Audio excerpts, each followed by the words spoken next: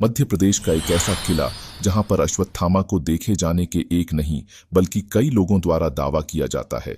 एक ऐसा किला जहां हर रोज अश्वत्थामा अपनी मौजूदगी का एहसास कराता है। इस किले के मंदिर में हर रोज एक दिव्य शक्ति भगवान का जलाभिषेक करने आती है।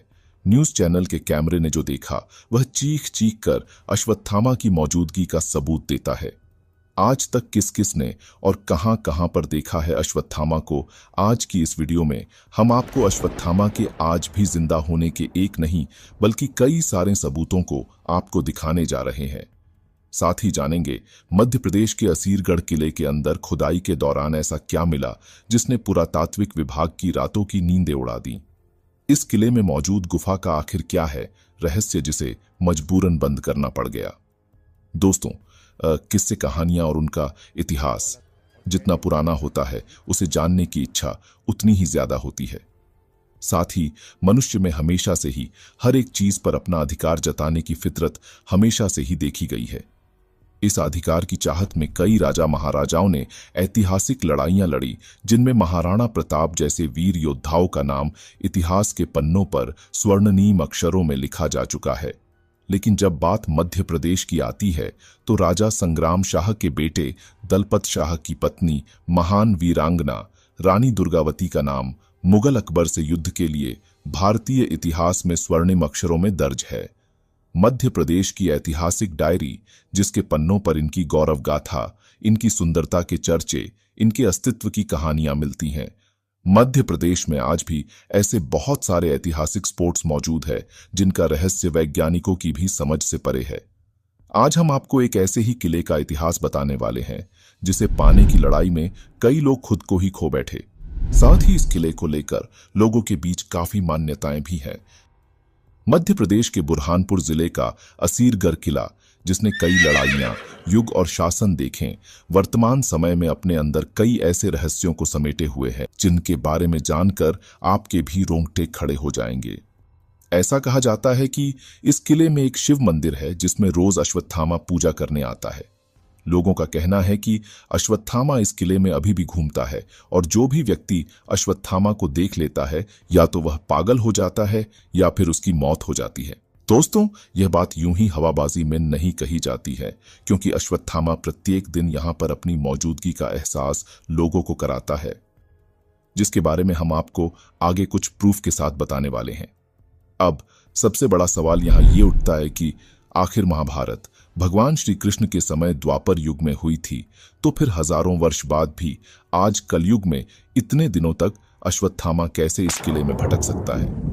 दोस्तों, इसके पीछे भी एक बहुत बड़ा रहस्य छुपा हुआ है जिसके बारे में आज हम आपको इस वीडियो के अंदर बताने वाले हैं। साथ ही हम आपको असीरगढ़ किले और इसमें मौजूद भगवान शिव के मंदिर से जुड़े हुए कुछ ऐसे अनोखे रहस्यों के बारे में भी बताएंगे जो आपके होश उड़ा देंगे। इसीलिए दोस्तों, यह वीडियो काफी मजेदार होने वाला है। आप लोगों से रिक्वेस्ट है कि इस वीडियो को बिना स्किप किए एंड तक पूरा जरूर देखें। तो चलिए अब बिना किसी देरी के करते हैं वीडियो की शुरुआत। दोस्तों, मध्य प्रदेश के बुरहानपुर शहर से 20 किलोमीटर दूर असीरगढ़ के किले को लेकर भारत के कुछ प्रसिद्ध विद्वानों और इतिहासकारों का मानना है कि इसका निर्माण रामायण काल में हुआ था। असीरगढ़ के नामकरण के पीछे एक ऐतिहासिक कहानी जुड़ी हुई है। कहानी के मुताबिक यहां कभी कोई आशा अहीर नाम का इंसान रहने आया था जिसके पास हजारों पशु थे। उस समय इस किले के आसपास जंगली जानवरों का बहुत ज्यादा खतरा रहता था। कहा जाता है कि उन जंगली जानवरों से अपने पशुओं की सुरक्षा के लिए आशा अहीर ने ईंट गारा, मिट्टी व चूना पत्थरों का इस्तेमाल कर दीवारें बनाई थीं। इसी वजह से इस ऐतिहासिक कहानी को महत्व देते हुए अहीर के नाम पर इस किले को असीरगढ़ नाम दिया गया। सतपुड़ा पहाड़ियों के शिखर पर असीरगढ़ का किला स्थित है। विशाल पहाड़ी पर स्थित इस किले की सुंदरता हर किसी को अपनी ओर आकर्षित करती है। पगडंडी और संकरे रास्तों से पर्यटक इस किले तक पहुंचते हैं, जहां इस किले पर पहुंचने के बाद आसपास का नजारा अत्यंत ही सुंदर नजर आता है। यही कारण है कि दूर दूर से लोग पर्यटन की दृष्टि से असीरगढ़ किले पर पहुंचते हैं। इस किले पर कई सम्राटों का शासन रहा है। यहाँ कई समय तक चौहान वंश के राजाओं ने भी राज किया है। असीरगढ़ के किले पर राजा महाराजाओं से लेकर अंग्रेजों तक ने राज किया है, लेकिन कोई भी शख्स इस किले को जीतकर कुछ भी हासिल ना कर सका। इसलिए इस किले को अजेय किला कहा जाता है। ये किला अपने आप में अद्भुत है। किले में जाने के लिए सिर्फ 2 रास्ते हैं। करीब 60 एकड़ क्षेत्रफल में फैले इस किले को दूर से देखने पर यह पहाड़ी नुमा मालूम होता है, लेकिन इसके अंदर आलीशान महल, सेना के ठहरने के लिए जगह, मस्जिद, मंदिर, साल भर पानी से लबालब भरे रहने वाले 5 तालाब और 2 कुंड हैं।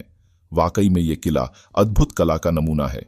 मध्य प्रदेश में वैसे तो भगवान शिव के काफी सारे मंदिर हैं, लेकिन असीरगढ़ किले में स्थित शिव मंदिर की प्राचीन महिमा कई धार्मिक ग्रंथों में भी मिलती है। इतना ही नहीं, इस प्राचीन शिव मंदिर में विराजमान भगवान भोलेनाथ के दर्शन करने दूर दूर से श्रद्धालु असीरगढ़ के किले में पहुंचते हैं। इस मंदिर के आसपास रहने वाले लोग और निरंतर मंदिर में भगवान भोलेनाथ के दर्शन और पूजन करने के लिए आने वाले श्रद्धालुओं की माने तो इस मंदिर से जुड़ी कई धार्मिक मान्यताएं हैं। जहां कुछ लोगों की माने तो इस मंदिर का एक बड़ा रहस्य भी है। जहां इस मंदिर के रोजाना शाम को बंद होने के बावजूद जब सुबह मंदिर के द्वार खुलते हैं तो शिवलिंग पर फूल और रोली छड़ी हुई होती है। शिवलिंग पर जलाभिषेक के निशान भी साफ साफ दिखाई देते हैं। इतना ही नहीं, इस शिव मंदिर में किसी के पूजन करने के प्रमाण भी मिलते हैं। इन सभी घटनाओं के बावजूद इस रहस्य का पता लगाना तो बनता है कि आखिर मंदिर के कपाट बंद होने के बावजूद हर रोज सुबह द्वार खुलते ही शिवलिंग पर फूल और रोली आखिर कहां से आकर चढ़ जाते हैं। हालांकि इस चीज का रिसर्चर्स अभी तक भी पता नहीं लगा पाए हैं, लेकिन किले के आसपास रहने वाले और निरंतर मंदिर आने वाले लोग अश्वत्थामा से जुड़ी कई कहानियां सुनाते हैं। उनकी माने तो हर दिन अश्वत्थामा ही इस मंदिर में भगवान शिव की पूजा करने के लिए आता है। इस तरह के दावों के चलते सच का पता लगाने के लिए कई बड़े बड़े न्यूज चैनलों की टीम जैसे न्यूज 18, IBC 24, TV 9, भारतवर्ष और कुछ यूट्यूबर भी हिम्मत कर अपने कैमरे के साथ यहां पर रात रुक चुके हैं। हालांकि उन्हें अपने कैमरे के अंदर कुछ अजीब सी हलचलों के अलावा अश्वत्थामा तो देखने को नहीं मिला, लेकिन जो इस मंदिर में वर्षों से होता आ रहा है वो जरूर उन्हें देखने को मिला, जिसमें उन्होंने मंदिर के कपाट बंद होने के बावजूद सुबह कपाट खुलने पर शिवलिंग पर जलाभिषेक और फूल और बेलपत्र चढ़े हुए मिले। ये घटना वाकई में अविश्वसनीय और अद्भुत है, जिस पर यकीन करना थोड़ा मुश्किल सा लगता है। कुछ चैनलों की वीडियो क्लिप आप इस वीडियो में देख सकते हैं। इसी इंतजार में सुबह के 5 बज गए।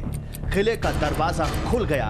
हमारी टीम सीधे महादेव मंदिर की तरफ भागी। यहां पहुंचकर हमारी टीम ने जो देखा उससे आंखें खुली रह गईं। TV 9 भारतवर्ष की टीम पूरी रात इस किले के पास मौजूद रही थी और TV 9 के कैमरे ने जो देखा वो आप यहां देख सकते हैं। जो कहानियां आप सुनते आए हैं, क्या सच में वैसा हुआ है? आपने देखा था कि हमने शाम के वक्त शिवलिंग को पूरी तरह से साफ कर दिया था। क्या कल रात फिर अश्वत्थामा आया था? ये देखिए, ये एक अद्भुत तस्वीर। जिस तरह से हमें बताया गया था कि सिर्फ एक फूल महादेव के ऊपर चढ़ा होगा, आप देख सकते हैं ठीक आपके सामने ये वही तस्वीर है। महादेव मंदिर के शिवलिंग पर एक जंगली फूल चढ़ा हुआ था। ये फूल किसने चढ़ाया? पूरी रात हमारी टीम किले में मौजूद थी। ना कोई आया ना कोई गया। फिर किसने शिवलिंग पर यह फूल चढ़ाया? यह सब देखने के बाद यह तो कहा ही जा सकता है कि इस किले के अंदर कुछ तो है जो अविश्वसनीय सा है। आखिर बंद ताले के बावजूद भी भला कोई मंदिर के अंदर प्रवेश कैसे कर सकता है?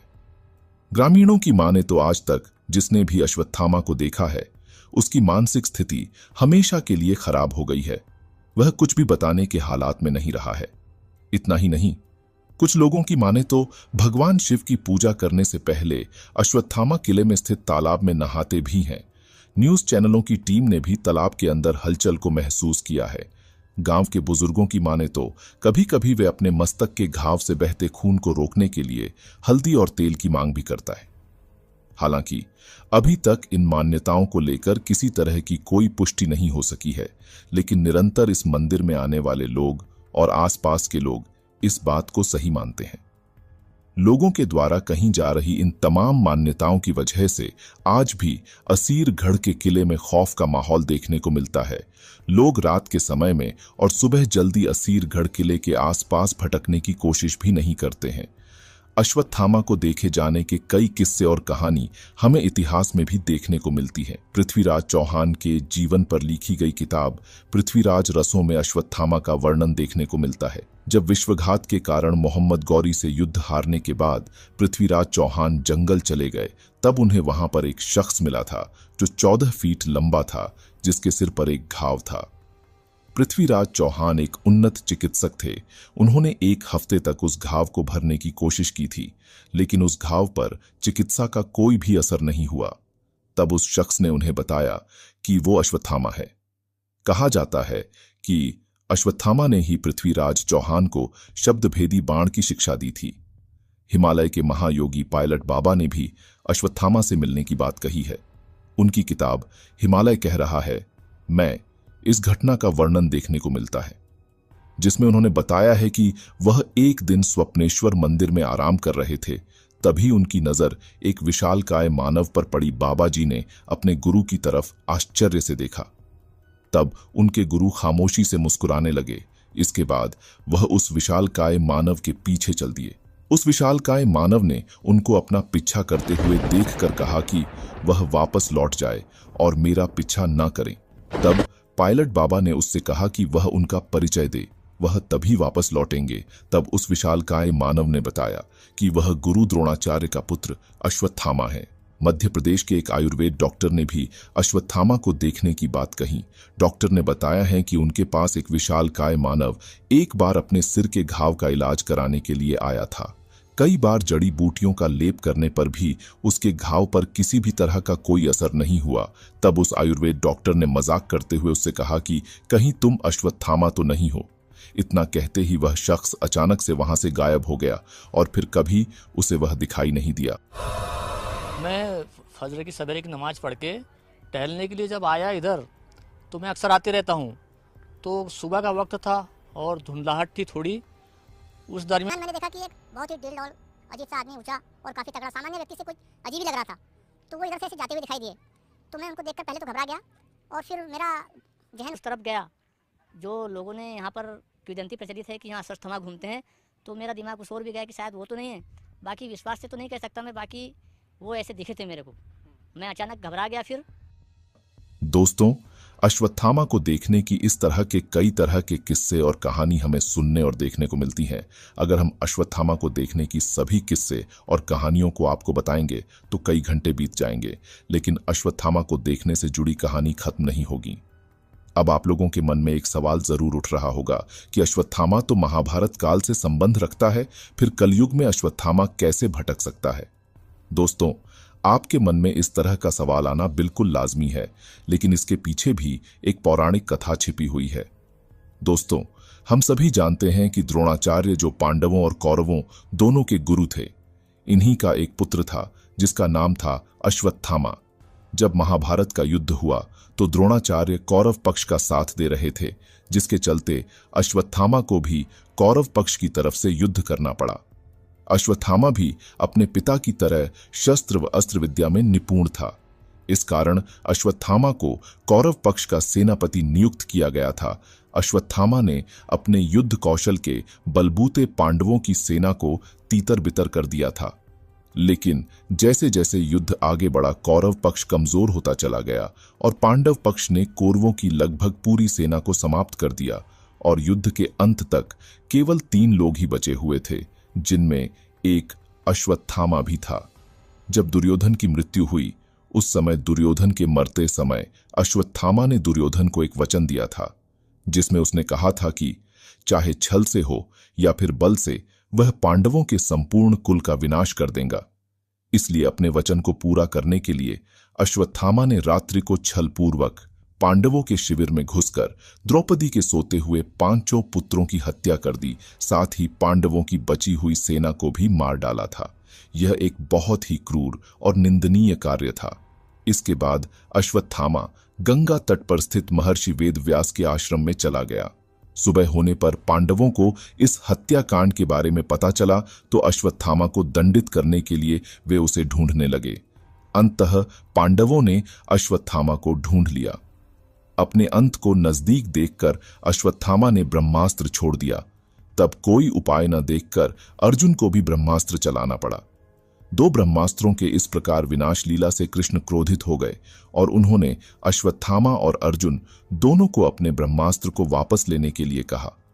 अर्जुन ने तो श्री कृष्ण के कहने पर ब्रह्मास्त्र वापस ले लिया, लेकिन अश्वत्थामा ने यह कहकर मना कर दिया कि उसे ब्रह्मास्त्र वापस लेना नहीं आता, लेकिन वह उसकी दिशा को जरूर मोड़ सकता है। तब अश्वत्थामा ने अपने ब्रह्मास्त्र की दिशा को अभिमन्यु की गर्भवती पत्नी उत्तरा की ओर मोड़ दिया। कृष्ण ने अस्त्र का प्रभाव कम कर दिया, जिससे उत्तरा का गर्भ बच गया। तब श्री कृष्ण ने क्रोधित होकर अश्वत्थामा के माथे पर जो मणि थी वो छीन ली, जिससे अश्वत्थामा के माथे पर घाव हो गया। महाभारत के युद्ध के दौरान भी अश्वत्थामा ने कई बार धर्म का उल्लंघन किया था। युद्ध के मैदान में एक योद्धा के रूप में उसने धर्म के नियमों का पालन नहीं किया। उसने द्रौपदी के 5 पुत्रों की तब हत्या की जब वे सो रहे थे। युद्ध के नियमों के अनुसार रात के समय युद्ध करना नियम के विरुद्ध था। इस कृत्य ने अश्वत्थामा को अधर्म के पथ पर और आगे धकेल दिया। वहीं दूसरी ओर भगवान विष्णु रूपी श्री कृष्ण, जो धर्म की स्थापना के लिए अवतरित हुए थे, उन्होंने अश्वत्थामा के इस अधर्म को सहन नहीं किया और अश्वत्थामा के इन सभी धर्म विरोधी कार्यों के लिए श्राप रूपी कठोर दंड दिया। श्री कृष्ण ने गुस्से में आकर अश्वत्थामा को चिरकाल तक धरती पर कोढ़ी बनकर भटकने का श्राप दिया था, जिसके कारण अश्वत्थामा के सिर का घाव कभी नहीं भरा। कृष्ण के इसी श्राप की वजह से अश्वत्थामा अमर हो गया, लेकिन यह उसके लिए एक श्राप बन गया। वह हमेशा के लिए जीवित रहने को मजबूर हो गया, इसीलिए उसे अपने किए हुए पापों का बोझ कई हजार वर्षों तक उठाना पड़ गया। अश्वत्थामा को युगों युगों तक इस धरती पर भटकने का श्राप है, लेकिन वह किसी को दिखाई नहीं देता और जिस व्यक्ति को अश्वत्थामा दिख जाता है उसका मानसिक संतुलन हमेशा के लिए बिगड़ जाता है। कहते हैं कि अश्वत्थामा श्री कृष्ण से श्राप मिलने के बाद रेगिस्तानी इलाके में चला गया था और वहां रहने लगा था। कुछ लोग मानते हैं कि वह अरब चला गया था। हालांकि भारत में लोग दावा करते हैं कि कुछ अनोखी जगहों पर आज भी अश्वत्थामा आता रहता है, लेकिन अब तक इसकी सच्चाई की पुष्टि नहीं हुई है। दोस्तों, आपकी जानकारी के लिए बता दें कि असीरगढ़ किले के अंदर मौजूद भगवान शिव के मंदिर को गुप्तेश्वर महादेव मंदिर के नाम से भी जाना जाता है। इस मंदिर की देखभाल एक पुजारी के द्वारा की जाती है और पुजारी की तरफ से कुछ ऐसे दावे किए गए हैं जिसको सुनने के बाद हर कोई हैरान है। पुजारी ने इस बात को लेकर दावा किया है कि उन्हें बीमार व्यक्ति के रूप में अश्वत्थामा ने दर्शन दिए थे। रात को उनके पिता द्वारा पकाया हुआ भोजन ग्रहण करने के बाद अचानक वह गायब भी हो गया था। कहा जाता है कि इस मंदिर के बाहर स्थापित नंदी महाराज की मूर्ति पर तो धूल जमी रहती है, लेकिन मंदिर के अंदर स्थापित शिवलिंग को देखकर ऐसा लगता है मानो अभी अभी कोई यहां पूजा करके गया हो। पुजारी का कहना है कि सुबह के समय जब मंदिर का द्वार खुला जाता है तो शिवलिंग पर ताजे फूल और गुलाल चढ़ा हुआ मिलता है।